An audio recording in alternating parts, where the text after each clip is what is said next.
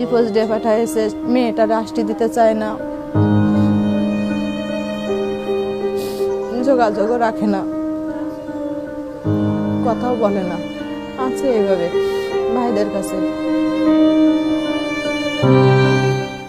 যশোর সদর উপজেলার নরেন্দ্রপুর এলাকার এক সন্তানের জননী নুরুন নাহার জরায়ু নাড়িতে টিউমার অপারেশন করতে গিয়ে প্রস্রাবের থলি ছিদ্র হয়ে যায় তার, ফলে অনবরত প্রস্রাব ঝরছিল। 5 মাস যাবৎ এই দুর্বিষহ অবস্থার মধ্য দিয়ে জীবনযাপন করছিলেন এই নারী। বিভিন্ন স্থানে গিয়ে সমস্যা সমাধানে ব্যর্থ হন।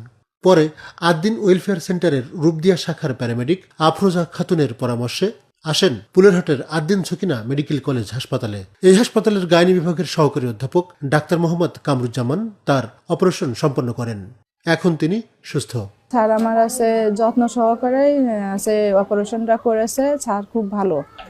আমি এই স্যারের কথাটা অনেক আগেই শুনছি, কিন্তু স্যারেরা খুব ভালো লেগেছে বিধায় আমি স্যারের দিয়ে অপারেশনটা করাইছি। আর এখানকার ওয়ার্ডের যত নার্স সিস্টাররা আছে খুব ভালো ব্যবহারও করেছে, খুব যত্ন সহকারে আমারে রেখেছে। অনেকটাই ভালো লাগছে এবং আমি আছে মনের একটা সাহস হারাইছিলাম, সেই সাহসটা ফিরে আইছে যে না, আমি সুন্দর একটা জীবন আবার ফিরে পাইছি, যেহেতু এই অসুস্থতার কারণে স্বামী সংসার সবই হারাইছি। আদ্দিন হাসপাতালে এসে স্বল্প খরচে জটিল এই অপারেশনে সুস্থ হয়ে হতাশা থেকে সাহস ফিরে পেয়েছেন স্বামী পরিত্যক্তা নুরুন নাহার। রোগী খুশি, আমরাও খুশি। তাকে এই অপারেশনের সাকসেসটা দেখে আসলে আমাদের যে একটা টিম আছে এখানে, ডাক্তার, সিস্টার, খালা, আমরা যারাই আছি না কেন, তাকে নিয়ে যে এই কাজগুলো আমরা করছি, আমরা সবাই খুশি যে এত বড় একটা অপারেশন আসলে সচরাচর কোথাও এটা করা হয় না। আদ্দিন কিন্তু এই অপারেশনের জন্য কয়েক বছর ধরে খুবই খুবই মানে গুরুত্ব দিচ্ছে এবং করা হচ্ছে, অ্যাভেলেবেল, এর সাকসেসও হয়ে যাচ্ছে। আদ্দিন হাসপাতাল মূলত ক্যাম্পের মাধ্যমে ফিস্টুলা অপারেশন করে থাকে। ক্যাম্পের বাইরে প্রথমবারের মতো ফিস্টুলা অপারেশন করলেন গাইনি বিভাগের সহকারী অধ্যাপক ডাক্তার মোহাম্মদ কামরুজ্জামান। ভবিষ্যতে এই হাসপাতালে ফিস্টুলা সেন্টার করার পরিকল্পনার কথাও জানালেন তিনি।